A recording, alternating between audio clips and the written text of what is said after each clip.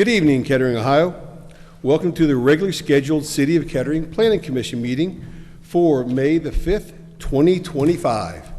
The Planning Commission is a volunteer independent body appointed by council whose mission is to hear all bodies involved and subsequently make a motion to approve, deny, continue, or recommend the application.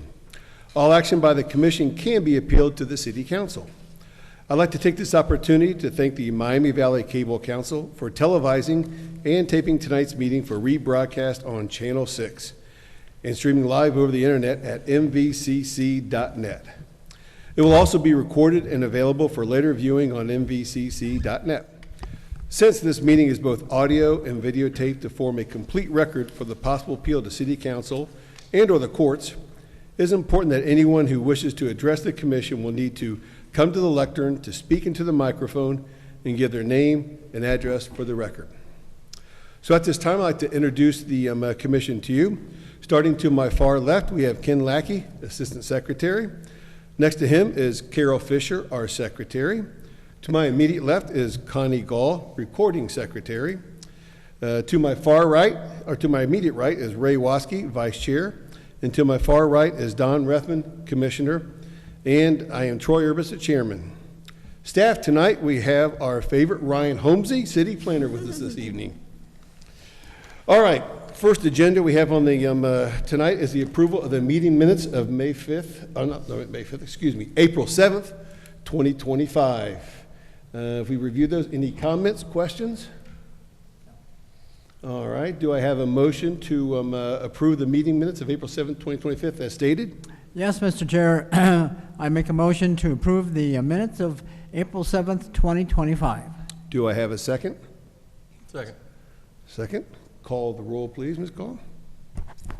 Mr. Waskey? Yes. Mr. Lackey? Yes. Mrs. Fisher? Yes. Mr. Rethman? Yes. Mr. Urbis? Yes.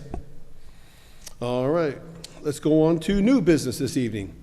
We have one case before us that is conditional use approval for 3964 South Dixie Highway, PC-25-004, and this will be a public hearing. So starting off with that, if we could have a staff report from Mr. Holmesy, please. Thank you, Chairman. Good evening, Planning Commission members. This is a fairly straightforward request. Before I get into it, one of the attachments included in the staff report, attachment D, we had to modify that slightly based on some information that we learned after we provided the staff report. I'll get into more detail about that in my presentation, but that's what's sitting in front of you this evening. So this request is for the tenant space at 3964 South Dixie Highway.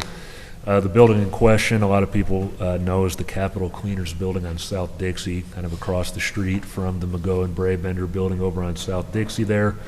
Capitol Cleaners reduced the footprint in the building several years ago. They still occupy a part of the northern side of that building, and then there's a training facility, a fitness training facility in the building as well, and the rest of the building is mostly vacant at this time.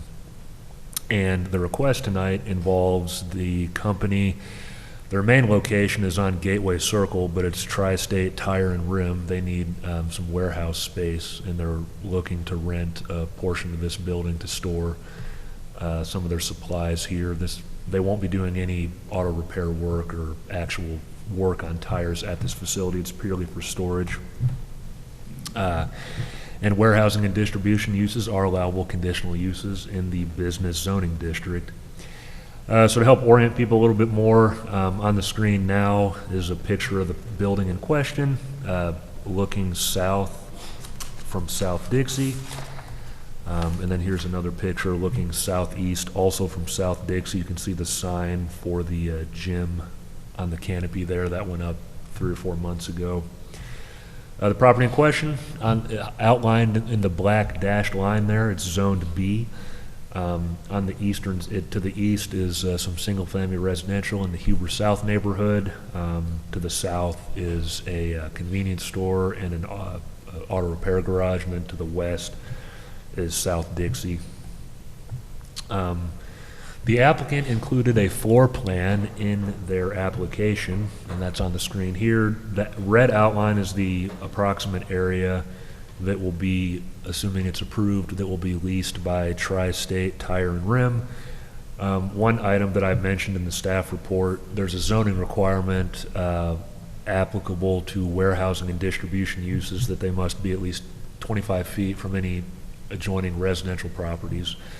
The building itself is closer than 25 feet, but as long as this blue line depicts the approximate area where that 25-foot separation is met from the residential uses to the east. So as long as they keep the warehousing and distribution use outside of that area to the east of that blue line, then they will comply with that setback requirement. Also included in the packet that went out, the applicant included some basic information about how the use will operate, and that's what's on the screen now. Again, it's purely warehousing mainly. There might be some distribution when they're sending supplies to their main facility on Gateway. So per the applicant, traffic in and out of the building is expected to be once or twice per day. Activity will be limited between the hours of 8 a.m. and 6 p.m. Monday through Friday. The vehicles that are loading and unloading will be mostly vans, sometimes box trucks, rarely anything larger.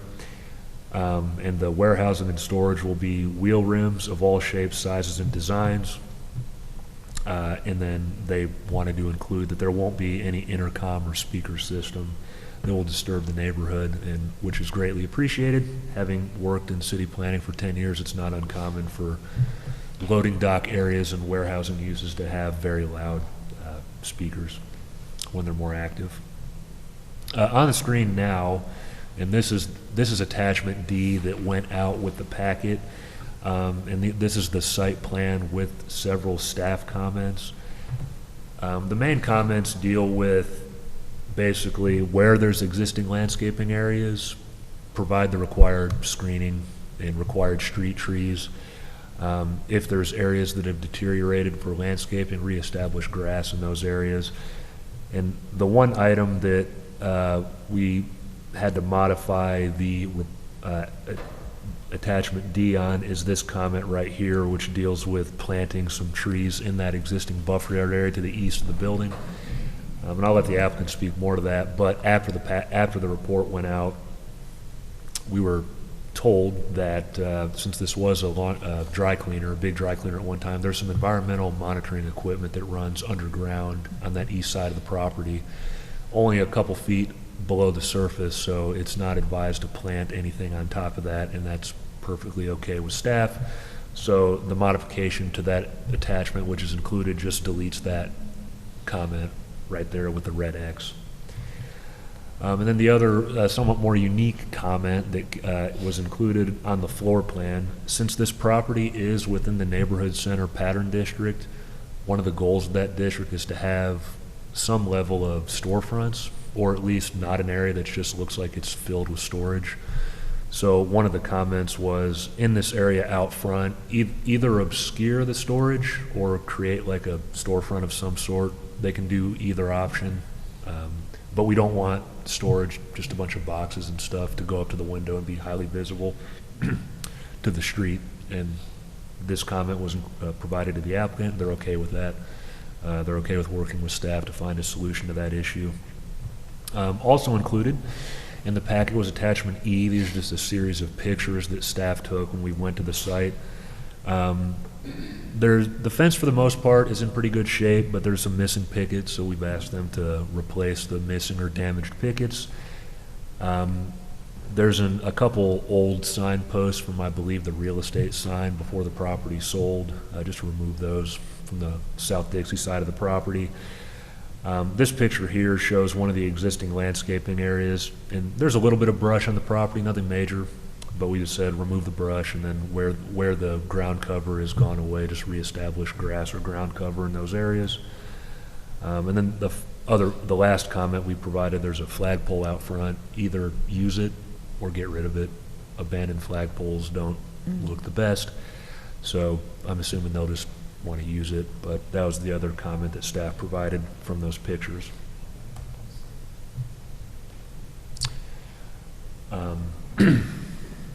So again, just to summarize, the entire property is zoned B for business, And the warehousing and distribution use is an allowable conditional use. So the next part of the presentation will go over first the use-specific standards that these warehousing and distribution uses are subject to, and then the general conditional use standards that these uses are subject to, which we included a summary of staff findings in the staff report that we sent out.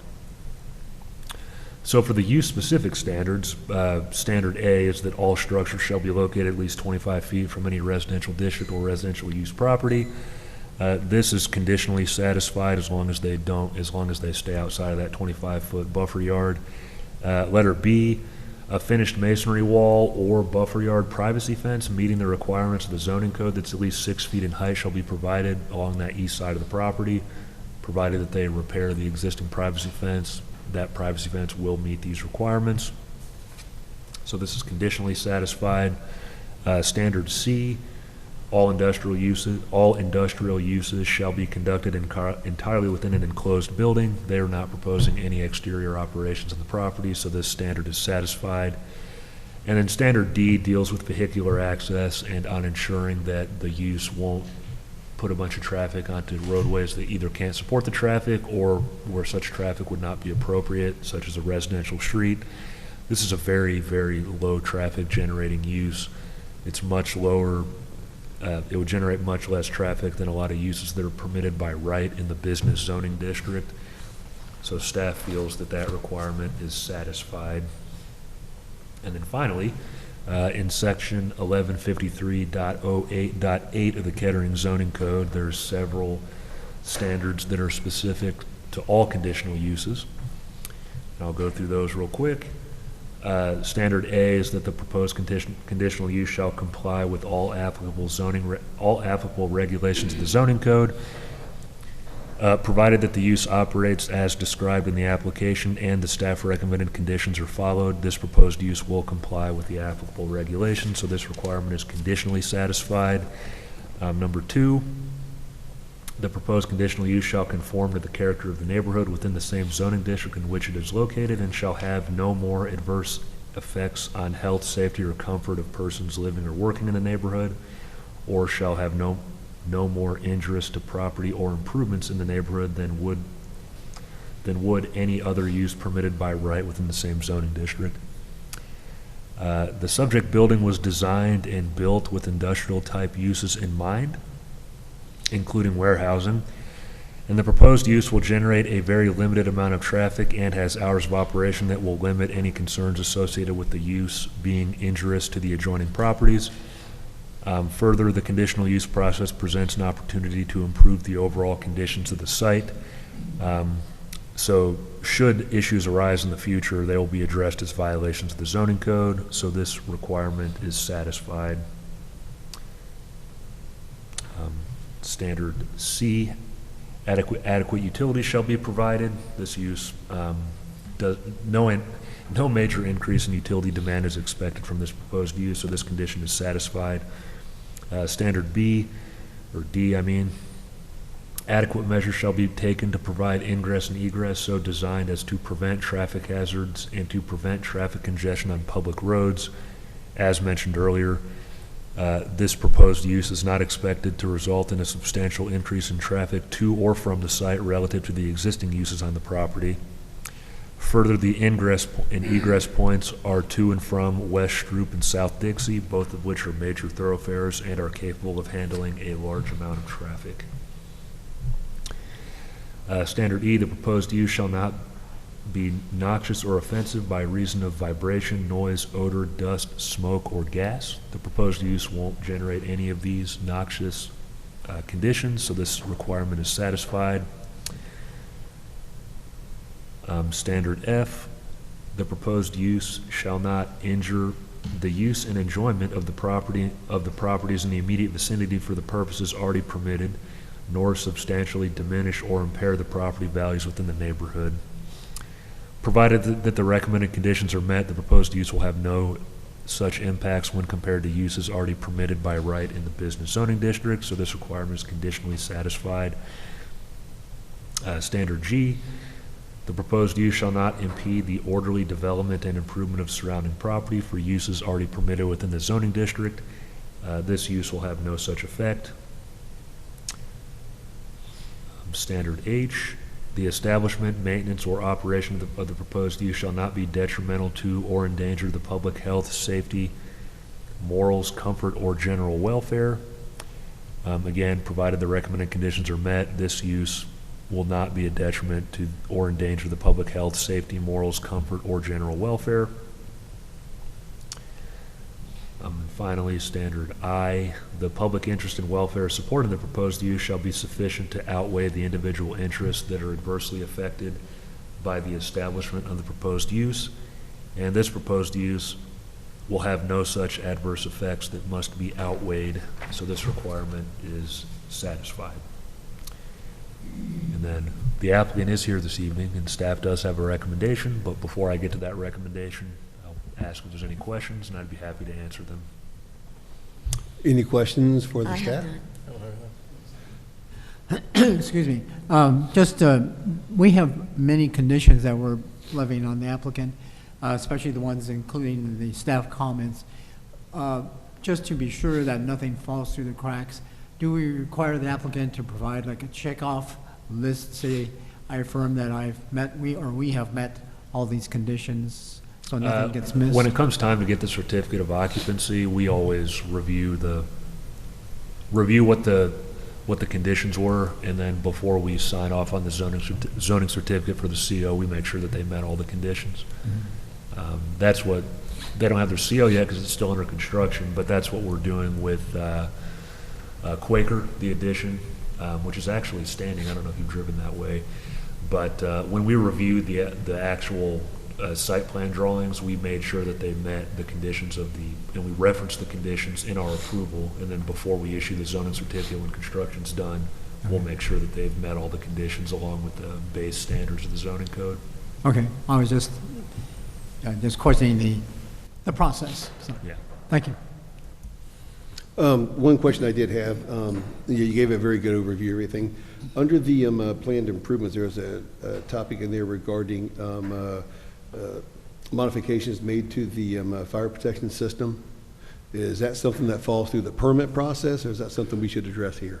That's a building and fire code requirement. Okay. I included that comment in the report because the applicant has already met with the fire marshal on the property, just to say that they are aware that they need to make this change, and they've already Okay. kind of started finding out what they need to do. The planning commission does not need to impose any conditions about that, because you could approve the use, and then if they don't meet those standards, the project's not going to get approved. Okay, that was one big thing I thought made sense when you pointed it out there, so. All right, great. Any other questions on the staff presentation?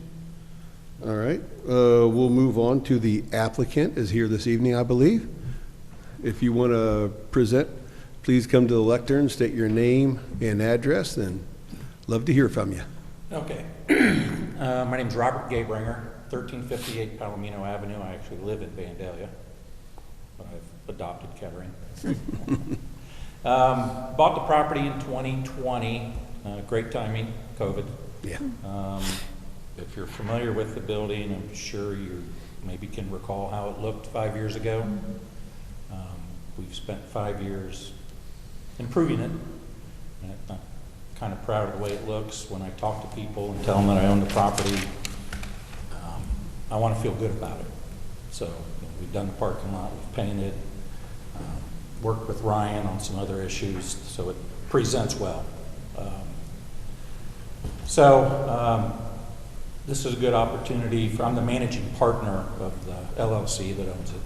I'm also a licensed real estate broker, so I worry about neighbors and complaints, and like Ryan's comment about the intercom, I knew that was important, so made sure that was going to fit in the neighborhood.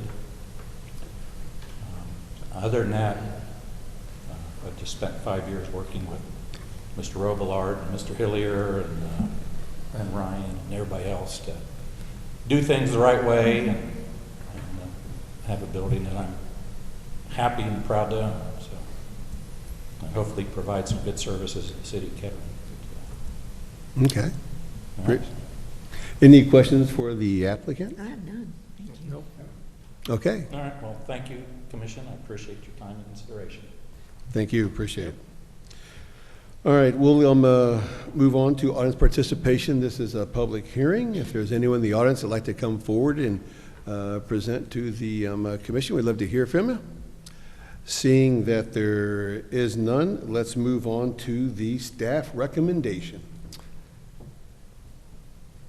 Thank you, Chairman. The staff recommendation is that the Planning Commission motion to approve the conditional use permit, case number PC-25-004 with the following conditions. Number one, shipping and receiving operations to and from the site be limited to between the hours of 7 a.m. and 7 p.m., Monday through Friday. Should this change in the future, a new conditional use hearing review shall be conducted by the Planning Commission following proper notice. Number two, again, this is a zoning code requirement, but we like putting it as a condition just to make sure the applicant agrees that no warehousing or distribution activities will occur within 25 feet of the eastern lot line. And then finally, the applicant agrees to submit a site improvement plan for the property for review and approval by staff that incorporates the staff comments contained in attachments D and E of this report. Site improvements must be completed by the end of 2025. And again, that is the modified attachment D that takes out the comment about the trees in the buffer yard. That's it. Okay. Any commission comments on the staff recommendation? No. All right. With that, I would like to have a motion to close the public hearing. So moved. Second? Ms. Gall, please call the roll. Mr. Rethman? Yes. Mr. Woski? Yes. Mrs. Fisher? Yes. Mr. Lackey? Yes. Mr. Urbis? Yes. All right. With that, I believe, Mr. Rothman, you have a motion for us tonight. I do, Mr. Chair.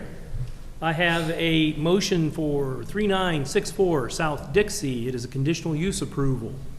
Whereas an application has been received from Robert Gabringer of Tetra Properties, LLC, agent for the owner, 3964 South Dixie, requesting approval of a conditional use to allow for the establishment of the warehousing and distribution use, tri-state rim and wheel, on the property at 3964 South Dixie Drive, Kettering, Ohio, 45439. And whereas the property is zoned B business and warehousing and distribution uses are allowable conditional uses in that zoning district and can be approved through a public hearing process with the Planning Commission. And whereas the Planning Commission has reviewed the facts surrounding this request, including an oral and written report by city staff, which is incorporated herein, and held a public hearing on May 5th, 2025. And whereas this request constitutes approval of a new conditional use to allow for the establishment of a warehousing and distribution use on the property at 3964 South Dixie Drive. And whereas the Planning Commission adopts the finding of facts presented by staff in their staff report, which is incorporated into this motion, I move that the applicant's request for approval of a new conditional use to allow for the establishment of a warehousing and distribution use on the property at 3964 South Dixie Drive be granted with the following conditions. Number one, shipping and receiving operations to and from the site be limited to between the hours of 7 a.m. and 7 p.m., Monday through Friday. Should this change in the future, a new conditional use hearing review shall be conducted by the Planning Commission following proper notice. Number two, the applicant agrees that no warehousing or distribution activities will occur within 25 feet of the eastern lot line. And number three, the applicant agrees to submit a site improvement plan for the property for review and approval by staff that incorporates the staff comments contained on attachments D and E of this report. Said improvements must be completed by the end of 2025. This concludes my motion. All right. Do I have a second? Second. Any comments on the motion? If not, let's call the roll, please. Mr. Rethman? Yes. Mr. Lackey? Yes. Mrs. Fisher? Yes. Mr. Woski? Yes. Mr. Urbis? Yes. All right. The motion's approved. Congratulations. Glad to have you here. I'll email you the signed motion